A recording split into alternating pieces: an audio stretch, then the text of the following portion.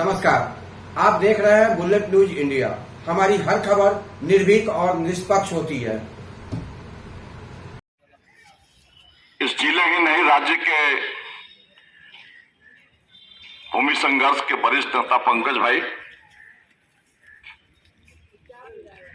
हमारे भारतीय communist party के जिला सचिव ओम प्रकाश क्रांति जी, भारत की कम्युनिस्ट पार्टी मार्क्सवादी के जिला सचिव भाई झांसी प्रसाद यादव जी, उपस्थित तमाम भाइयों और बहनों, हम आज जो यहाँ सभा कर रहे हैं इसका मतलब बहुत साफ साफ हम सब समझ रहे हैं। हमें पर्चा मिला, हमारा पर्चा के आधार पर रसीद भी कट गया, हमको जमीन नहीं दी जा रही है और विभिन्न तरीके से हमारे ऊपर दबाव बनाकर हमें प्रताड़ित करने का काम किया जा रहा है। हम पर केस करके हमारे अमर भाई अभी भी जेल में चले गए। तो ये सारी चीजें जो हो रही है इसके खिलाफ में हम यहाँ आज अंचलाधिकारी के सामने हम बैठे हुए हैं धरना के रूप में। साथियों ने बताया कि ये आसान लड़ाई नहीं है और ये पर्चा आपको जो मिल गया ये भी ऐसे नहीं मिला। जब देश गुलाम था, बात हो रही है गुलामी से किन लोगों ने देश को आजाद किया, साथी ने बताया। देश आजाद होने के बाद से इस देश की सबसे बड़ी पार्टियों में कांग्रेस के बाद सबसे बड़ी मजबूत पार्टी थी कम्युनिस्ट पार्टी, और उसने कहा कि अंग्रेज तो चले गए लेकिन इस देश के बड़े बड़े राजे महाराजे जमींदार जो है ये सरकार में बैठे हुए हैं, इनके पास जमीनें हैं, ये फैक्ट्री के मालिक हैं और बड़े पैमाने पे लोग भूमिहीन हैं, क्योंकि हम जानते हैं कि गरीब हम हैं इसलिए कि तुम अमीर हो गए और जब एक बादशाह हुआ तो 100 फकीर हो गए। 1000 एकड़ जमीन अगर किसी बादशाह के पास हो जाता है तो इसका मतलब कि 100 आदमी फकीर हो गया। इन्हीं लोगों की सब जमीन तो 1000 जमीन उसके पास चला गया तो हम तो भूमिहीन हो गए। इसलिए राजाओं के खिलाफ लड़ाई लड़ने का ऐलान हुआ और लाल झंडा जब लड़ाई हिंदुस्तान में शुरू कर दिया तो भूमि सुधार कानून भी बना।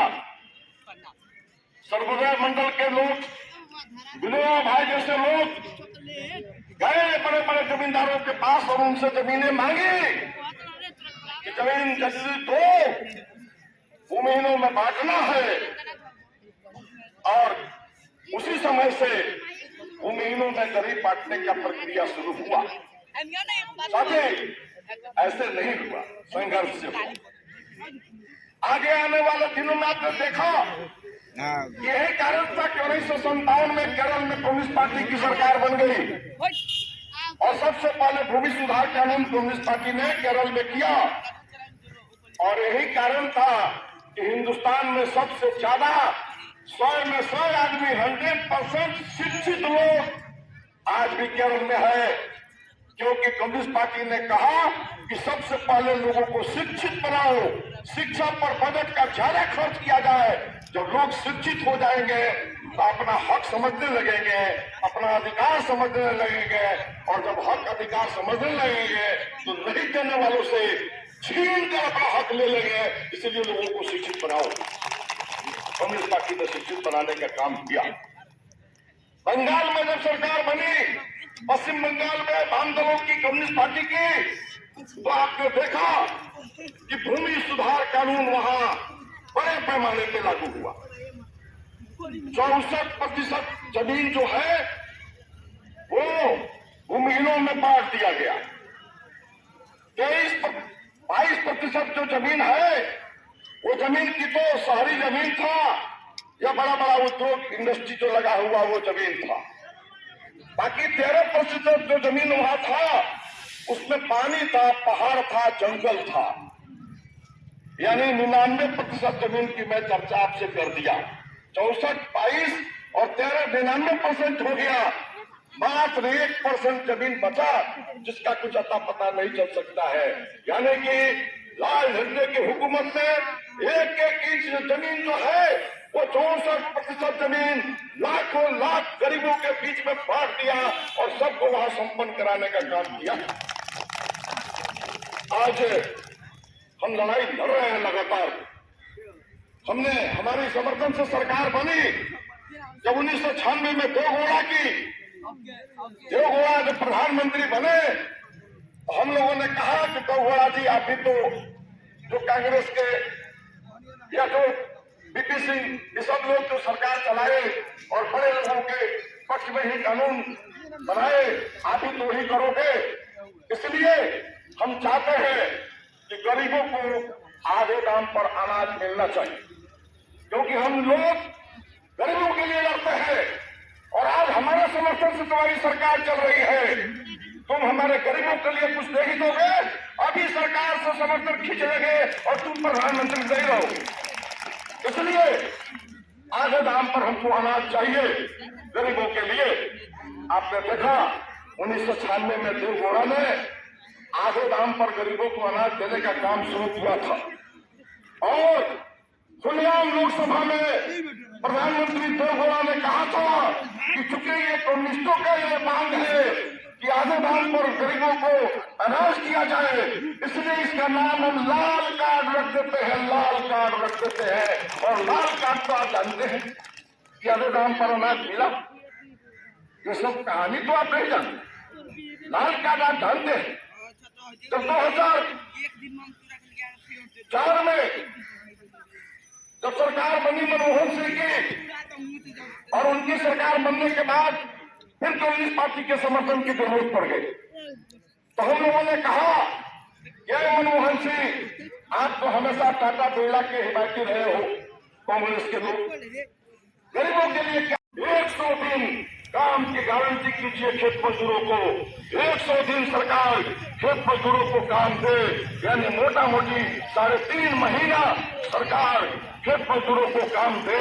और मनमोहन सिंह ने कहा कि मनमोहन सिंह ने भी कहा कि हम 100 दिन से ज्यादा काम नहीं दे सकते और 100 दिन उन्होंने मनरेगा नाम रखकर मजदूरों को काम दिया और वो मनरेगा में आप काम करते हैं और वो पैसे हमारे घर में गरीबों के घर में आते हैं। आगे भी लड़ाई हमारी जारी है। इसके 365 दिन का 365 दिन मजदूरों को काम मिलना चाहिए और ये लड़ाई तभी संभव होगा, तभी हम इसमें सफलता पाएंगे जब ऐसी निकम्मी और ये बड़े टाटा बिरला अंबानी अडानी की ये मोदी सरकार को हमेशा के लिए गति से उतार देंगे, तभी संभव है कि हमको हमेशा काम मिले। ये आप जान लीजिए। इसलिए हमें इस लड़ाई को आगे बढ़ाने का जरूरत है। हम भूमि आंदोलन करते हैं, हमारे बहुत सारे साथी इस जमीन की लड़ाई में गरीबों को जमीन दिलवाने में एक से एक कीमती हमारे साथी शहीद हुए। हमारे कॉमरेड अजीत सरकार जो पूर्णिया के विधायक थे, 40,000 एकड़ जमीन उन्होंने उस इलाके में पूर्णिया जोन में गरीबों को झंडा गाड़कर गरीबों को ताबीज किया था, गरीबों को कब्जा दिलाया था। और पप्पू जादव जैसा ये जमींदारों का पोषक पैसा लेकर पप्पू जादव जैसा अपराधी लोग हमारे अजीत सरकार की हत्या कर दी, क्योंकि वो जानते थे लोग कि जब तक अजीत सरकार जिंदा रहेगा एक एक जो बड़े बड़े जमींदार जमीन जो गर्भनिर्वाह जमीन है, सिरिक से फाजिल जमीन है, जो भूमि चोर चुरा कर जो जमीन रखे हुए हैं, फर्जी जमीन है, बेनामी जमीन है, उन सारे जमीनों को अजीत सरकार खोज कर निकाल रहा है और गरीबों में बंटवा रहा है। ये सारा जमीन हमारा छीन लेगा, इसलिए लाखों लाख पैसा खर्च करके अजीत सरकार की हत्या करा दी गई। हमारे कांग्रेस रामनाथ महतो समस्तीपुर के इलाके में लगातार भूमि आंदोलन में गरीबों के लिए लड़ते रहे और जमींदारों ने उनकी हत्या करा दी। अभी एक नौजवान लड़का मधेपुरा जिला का कॉमरेड राजेश हंसदा, जो अभी मात्र 28 साल का लड़का था, इसी जमीन में गरीबों के पक्ष में लाल झंडा लेकर खड़ा हुआ था। जमींदारों ने उसकी हत्या करा दी और इस तरीके से हत्या का सिलसिला जारी है। लेकिन जमीन पर हम कब्जा भी करते जा रहे हैं, हम छोड़ने वाले लोग नहीं। ये हम कहना चाहते, लड़ाई आसान नहीं।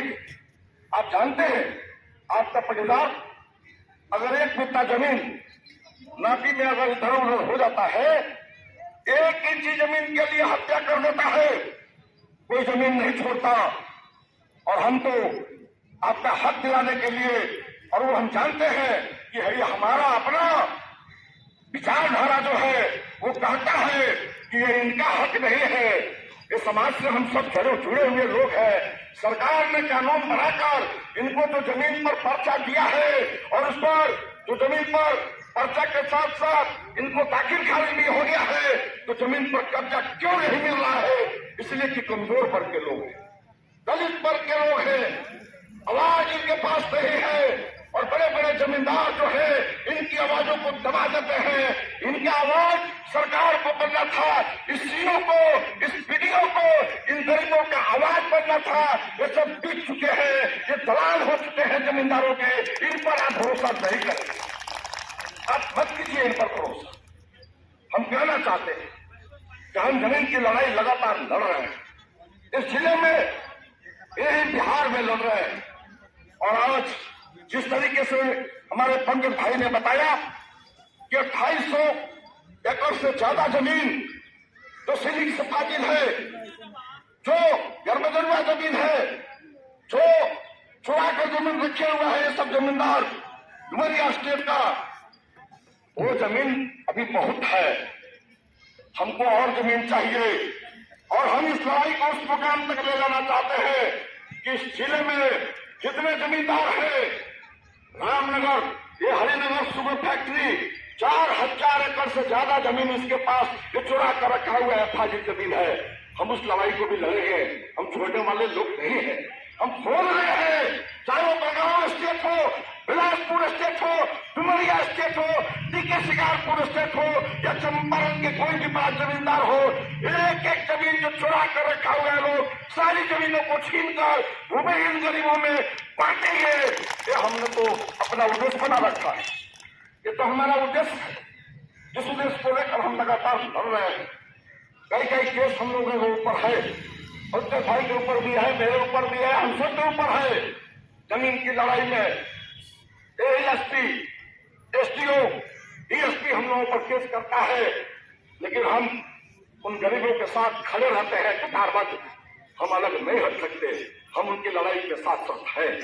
हम करना चाहते हैं साथी, ये अंचलाधिकारी कह रहा है हमारे ये पर्चाधारी साथियों से कि आप जाइए भूदारी से बात कीजिए। कहा है कि आप लोग जाइए भूदारी से बात कीजिए, इसको समझाना पड़ेगा। अभी तो यह है नहीं, ये चला गया है, भाग गया यहाँ से, लेकिन आएगा, ये आएगा जरूर, क्योंकि ये जानता है कि ये छोड़ने वाले नहीं है। इसको समझाना पड़ेगा, यह नॉनसेंस, पढ़ा लिखा तुम तो सीओ है, तुम तो बीपीएससी कंप्लीट करके आया है जी, तुम ये नहीं जानता है कि वो भूदारी नहीं है, उसकी जमीन जो फाजिल जमीन थी वो सरकार ने छीन लिया, और सरकार छीनकर हमको दे दिया, तो वो भूदारी कहां से रहा? जमीन तो उसकी है नहीं, सरकार की जमीन हो गई और सरकार ने हमको दे दिया, वो भूदारी तो रहा नहीं, ये दलाल है। आता है तो हम कहेंगे, मांग पत्र लेकर जाएंगे और कहेंगे कि तुम हमारे मांग पत्र पर खाली इतना ही लिख दो कि आप लोग भूदारी के पास जाइए, कल तुम्हारी नौकरी खा जाएंगे, कोई बैंक का लाभ तुमको नहीं बता सकता है। तुम धोखा दे रहे हो, तुम्हारी औकात है, तुम लिख तो क्लिक कर दे दो कि आप भूदारी के पास जाइए, क्योंकि वो जानते हैं कि वो तो भूदारी है ही नहीं। हमको तो सरकार जमीन में दिया है जी, कौन दिया आपको जमीन? वो कहां से आ गया भूदारी? वो तो चोरा कर रखे हुआ था, भूमि चोर है, जमीन चोरा कर रखा हुआ था, सिलिक से फाजिल जमीन जो है वो चोरा कर रखा हुआ था, और वो भूमि चोर जो है आज भी वो भूदारी है। अंचलाधिकारी महोदय, होश में रहिए, होशो हवास में रहिए। आज बिहार सरकार जो है महागठबंधन की सरकार है, भारतीय जनता पार्टी नीतीश कुमार वाली सरकार नहीं है, महागठबंधन में लाल झंडा भी शामिल है। इस तरीके से लोगों को बेवकूफ बनाइएगा। आप कहाँ रहिएगा ज्यादा दिनों तक, आपको रहने नहीं दिया जाएगा। ये हम क्या कहना चाहते हैं? क्या समझते हैं आप अपने आप को? हमने लड़ा है, हम तो महागठबंधन से भी लड़े और हमने लड़कर कहा कि आज बड़े पैमाने पे हमारे बिहार में ऐसे लोग हैं जिनके पास रहने के लिए एक कितना जमीन नहीं है, एक कितना जमीन नहीं है रहने के लिए। हमने महागठबंधन से बातों को रखा और ये तय हुआ कि 5 डिसमिल जमीन जो है, जो भूमिहीन है, गृहहीन जो है, जिनको घर नहीं है, उनको घर में बास्केट जमीन, उनको घर बनाने के लिए 5 डिसमिल जमीन देने का सरकार ने घोषणा किया। बड़े पैमाने पे हम तमाम भूमिहीन जो आप देख रहे थे बुलेट न्यूज इंडिया। जल्द मुलाकात होगी अगली खबर में। संवाददाता ललित मोहन झा एवं संतोष कुमार के साथ Santosh Verma, news room, bullet news India. आपने हमारे चैनल को सब्सक्राइब नहीं किया तो शीघ्र ही हमारे चैनल को सब्सक्राइब करें, लाइक करें और साथ में एक प्यारा सा कमेंट लिखें। हमारा यह चैनल आपको कैसा लगा, अपने कमेंट के माध्यम से मुझे यह भी बताएं और कोई अच्छी सुझाव हो तो ये भी अवश्य दें। तब तक के लिए नमस्कार।